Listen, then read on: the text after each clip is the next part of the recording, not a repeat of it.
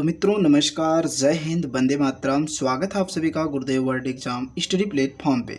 तो आज की टॉपिक बहुत इंपॉर्टेंट है, जो आपके super TET, UP TET, MP TET कोई भी एग्ज़ाम हो। राइट टू एजुकेशन यानी कि शिक्षा का अधिकार अधिनियम 2009 जो आपके एग्ज़ाम में तो 1-2 नंबर पक्के आते हैं, और अगर एक भी पॉइंट आपको गलत लग जाए भाई तो कमेंट करके बताना। आज की वीडियो बहुत महत्वपूर्ण है, तो चलिए वीडियो को शुरू करते हैं। कहा जाता है, तू हंस, तू मुस्कुरा, तू रोना कम कर दे, तू मजबूत है, साहसी है, अपने माँ बाप के और अपने सपनों में रंग भर दे। तो शिक्षा का अधिकार अधिनियम, सबसे पहले अगर हम बात करें शिक्षा के अधिकार अधिनियम, तो ये कब पारित हुआ था मित्रों? तो ये आपका पारित हुआ था 20 जुलाई 2009 को। कब पारित हुआ था? 20 जुलाई 2009 को। ठीक है, जितने इम्पॉर्टेंट क्वेश्चन हैं सभी हम आपको बताते चलेंगे पॉइंट वाइज। आप चाहें तो नोट कर सकते हैं, और अगर आपको कहीं गलत लगेगा मित्र तो भी आप बता सकते हैं। दूसरी पॉइंट की अगर हम बात करें आपसे, तो राइट टू एजुकेशन यानी कि शिक्षा का अधिकार अधिनियम, ये जो है लोकसभा में कब पारित हुआ था? तो लोकसभा में ये पारित हुआ था। राइट टू एजुकेशन लोकसभा में कब पारित हुआ था भाई?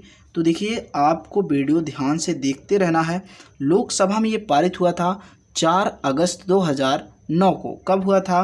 4 अगस्त 2009 को। कब हुआ था? 2009 को। अगली अगर हम पॉइंट की बात करें, अगली पॉइंट कि जो आपका राइट टू एजुकेशन है यानी कि शिक्षा का अधिकार अधिनियम, इस पे राष्ट्रपति महोदय ने हस्ताक्षर कब किया था? तो राष्ट्रपति जो थे हमारे उस समय, तो राष्ट्रपति जी ने जो हस्ताक्षर किया था वो कब किया था मित्र? वो किए थे 26 अगस्त 2009 को। ये क्वेश्चन अगर भाई एक भी पॉइंट से बाहर होगा तो आप बताइएगा। मैं वही क्वेश्चन कवर किया हूँ जो आपके लिए महत्वपूर्ण है। स्पेशल तौर पे ये सारे प्रश्न आपके सुपर टेट के लिए हैं भाई। तो अगर आप भरोसा करते हैं, क्वेश्चन आपको बेहतरीन लगता है, तो आप वीडियो देख सकते हैं। बात करें कि जम्मू कश्मीर इस समय तो मान लो आपका केंद्र शासित प्रदेश हो चुका है, बट उस समय पूरे प्रदेश में जो लागू होने का, मैंने एक कम्युनिटी पोस्ट भी आप लोगों के लिए जारी किया था। एक क्वेश्चन पूछा था कि राइट टू एजुकेशन 1 अप्रैल को यानी कि 1 अप्रैल 2010 को लागू हो गया था। अगर आपसे क्वेश्चन करे कि राइट टू एजुकेशन लागू कब हुआ था, तो आपका जवाब होगा 1 अप्रैल 2010 को। 1 अप्रैल 2010 को। बट यहाँ पर आपको क्या लिखना होगा कि J&K में नहीं लागू हुआ था। ठीक है, नहीं लागू हुआ था, ये आपका पॉइंट होगा। अगली पॉइंट की बात करें मित्र अगर हम, कि आपका जो राइट टू एजुकेशन है वो लागू करने वाला प्रथम देश कौन सा होगा? तो राइट टू एजुकेशन यानी कि शिक्षा का अधिकार अधिनियम सबसे पहले नॉर्वे ने लागू किया था। किसने लागू किया था? नॉर्वे ने लागू किया था। और अगर वहीं पर हम भारत की बात करें मित्र, तो भारत में आपका जो स्थान आता है, नंबर आता है, वो 135वां आता है। कितना आता है? भारत, अब समझ लीजिए कि मतलब इतना काम करने के बाद 135वें नंबर पे आता है।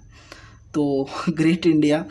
अगर पहले किया होता तो शायद और तरक्की होती। हालांकि ये हमें नहीं सोचना चाहिए, जब जागो तभी सवेरा है। चलिए, हम इन पॉइंटों को आप स्क्रीनशॉट ले सकते हैं, और मैं पूरा जितना भी क्वेश्चन बनता है इससे बाहर नहीं बनेगा मित्र, ये आप हम पे भरोसा रखिए। चलिए अगले पॉइंट की तरफ बढ़ते हैं और हम आपको कवर कराएंगे। बस वीडियो को आप सभी देखते रहिए। शिक्षा का अधिकार अधिनियम में कितने अध्याय हैं? ठीक है, यानी कि ये आप शॉर्टकट में लिख सकते हैं, राइट टू एजुकेशन में अध्याय कितने हैं? अध्याय कितने हैं मित्र? तो आपका जवाब होगा 7 अध्याय हैं। और अगर हम अनुसूची की बात करें तो कितनी अनुसूची है? अनुसूची कितनी है? तो आपका जवाब होगा 1 अनुसूची है। कितनी है? 1 है। और किस में जिक्र किया गया है? 8वीं अनुसूची में राइट टू एजुकेशन का जो है जिक्र किया गया है। कितनी धाराएं हैं राइट टू एजुकेशन में? तो आपका जवाब होगा, धाराएं जो हैं, धारा कितनी है? ये आपकी 38 हैं।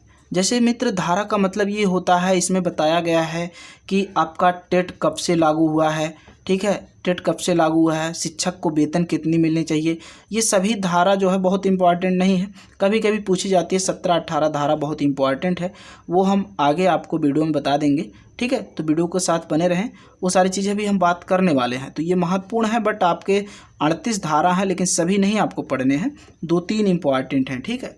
तो आपको क्या हुआ कि राइट टू एजुकेशन में अध्याय कितने हैं, 7 हैं। अनुसूचियाँ कितनी हैं, 1 है, जो कि 8वीं अनुसूची में जिक्र है। धारा कितनी है मित्र, 38 है। अब अगर हम अगली पॉइंट की बात करें, राइट टू एजुकेशन में प्राथमिक स्तर पर शिक्षक और छात्र का अनुपात कितना होता है, ये क्वेश्चन रीट में पूछा जा चुका है पिछली बार, और आपके यहाँ यूपी टेट सुपर टेट में भी पूछा जाएगा। तो राइट टू एजुकेशन में, यानी कि शिक्षा का अधिकार अधिनियम 2009 में, इसमें प्राथमिक स्तर पर जो शिक्षक और छात्र का अनुपात होता है वो होता है मित्र 1:30 का, ठीक। कितना होता है, 1:30 का। अगर जो है बच्चे कितने हो गए, 150 हो गए, अगर बच्चे 150 हो जाते हैं तो उस कॉलेज में, उस प्राइमरी में एक प्रधाना अध्यापक मिल जाते हैं। क्या मिल जाते हैं, प्रधाना अध्यापक आ जाते हैं, अगर बच्चे जो है 150 से ऊपर हो गए, ठीक। तब वहाँ पर शिक्षक का अनुपात, वैसे हालांकि आपसे क्वेश्चन ये भी पूछता है कि जो प्रधाना अध्यापक होते हैं, क्या इनका जो है शिक्षक छात्र में अनुपात गिनती किया जाता है, बिल्कुल नहीं किया जाता। इनसे नहीं मतलब होगा, जो उसमें शिक्षक टीचर होंगे उन्हीं का रेशियो से निकाला जाता है, प्रधानाध्यापक को नहीं जोड़ा जाता, ठीक। अगली पॉइंट की बात करें, राइट टू एजुकेशन में जो उच्च प्राथमिक शिक्षा होता है, यानी कि आपका 6 से 8 तक, तो राइट टू एजुकेशन में उसमें शिक्षक और छात्र का अनुपात कितना होता है मित्र, 1:35 होता है। एक एक पॉइंट आपको एकदम गांठ बांध लेना भैया। मैं सच में बताऊं, मैं क्या बताऊं, आप तो खुद ही जानते हो, इतने ज्ञानी हो कि एक भी क्वेश्चन ऐसा आप कहिएगा जो मैं बकवास टाइप में आपका समय व्यर्थ कर रहा हूं। क्योंकि यार इस समय अब वो एज नहीं रही, आपको नौकरी चाहिए, आपको शादी करनी है, अपनी दुनिया बसाना है, बहुत तरक्की करनी है।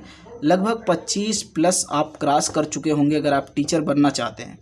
तो यार 30 तक तो सभी स्टूडेंट सोचिए अपनी आधी एज संघर्ष की दुनिया में बिता देते हैं। और स्टैनले हॉल जी ने कहा है क्या कि 12 से 18 तक हम लोगों का तूफ़ानी और जो झंझावात का एज होता है।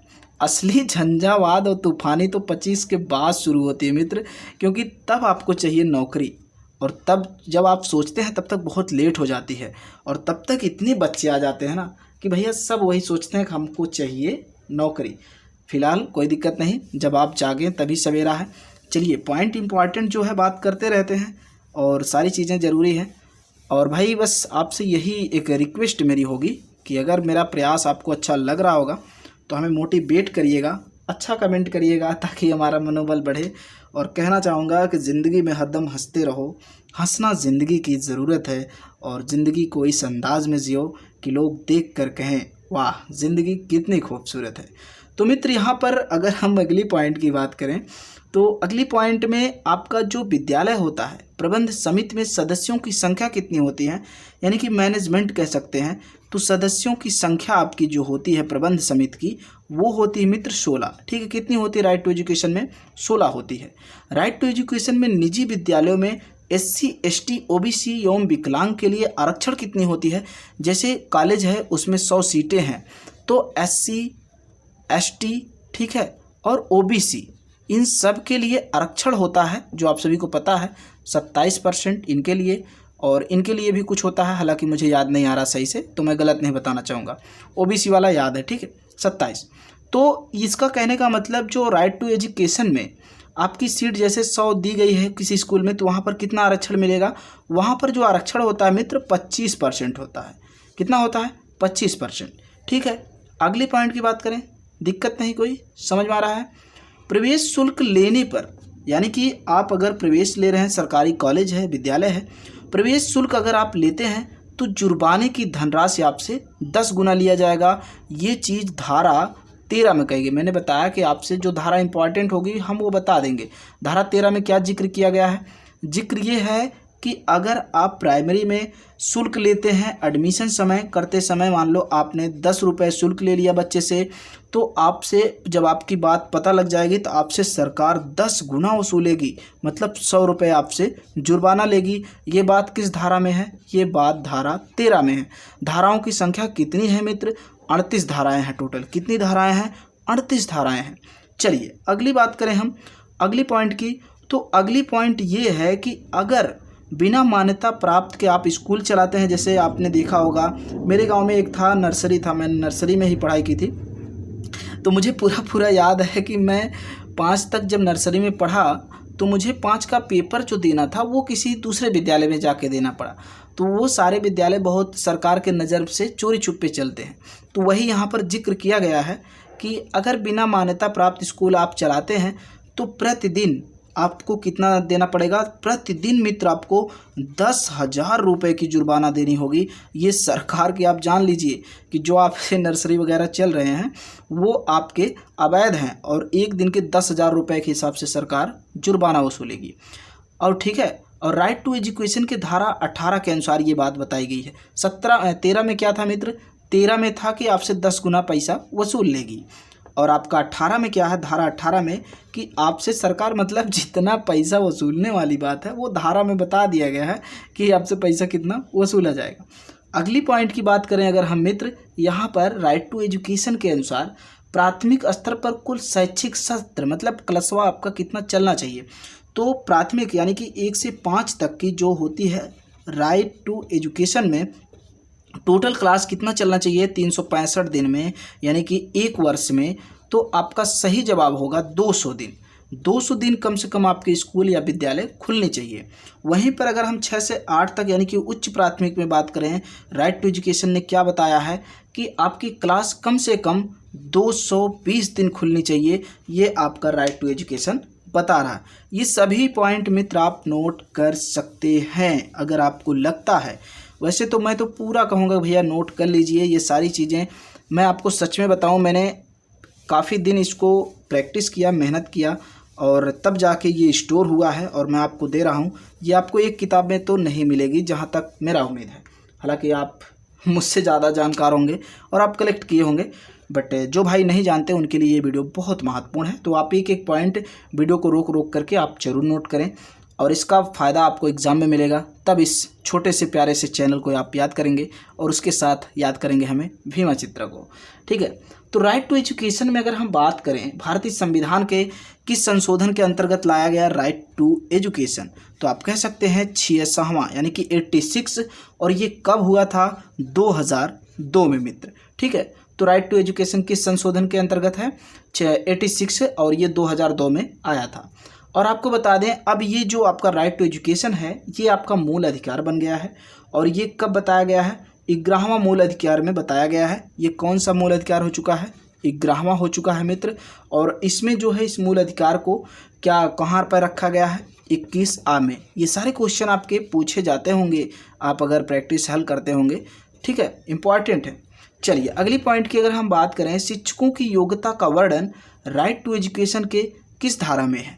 तो शिक्षकों का जो वर्णन है राइट टू एजुकेशन के धारा 23 में है। यानी कि शिक्षकों की योग्यता यानी कि टीचर एलिजिबिलिटी टेस्ट हमने आपसे बताया था। जो महत्वपूर्ण हम बता देंगे। टोटल कितनी धाराएं हैं?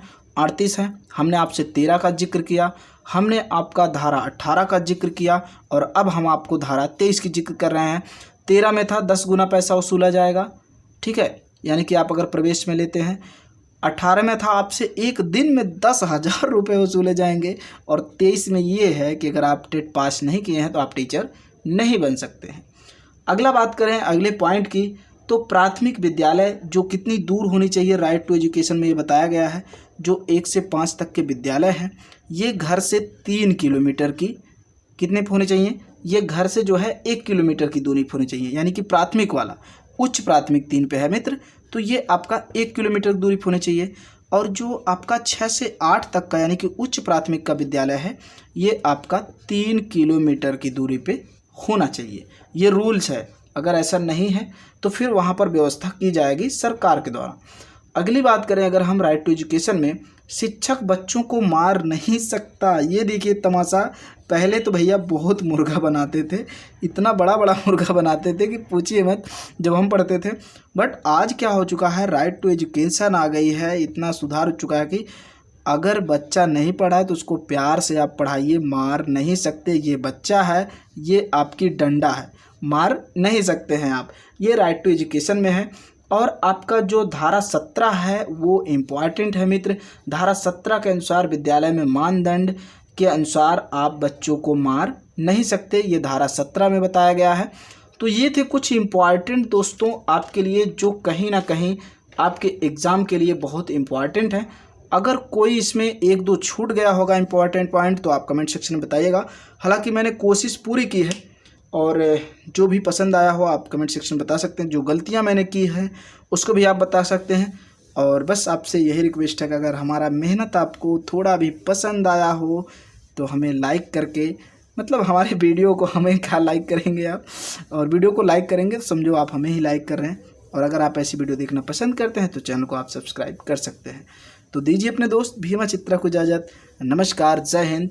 और आपसे यही कहना चाहेंगे कि संघर्ष में आदमी अकेला होता है, संघर्ष में आदमी अकेला होता है, सफलता में दुनिया उसके साथ होती है। जिस पर जग हंसा उसी ने आगे चल के बहुत बड़ा इतिहास रचा। तो आप इतिहास जरूर रचिए और अपने माँ बाप के, अपने पड़ोसियों का और अपना सपना साकार कीजिए। तो मिलते हैं आपसे अगली वीडियो में। नमस्कार मित्रों, जय हिंद।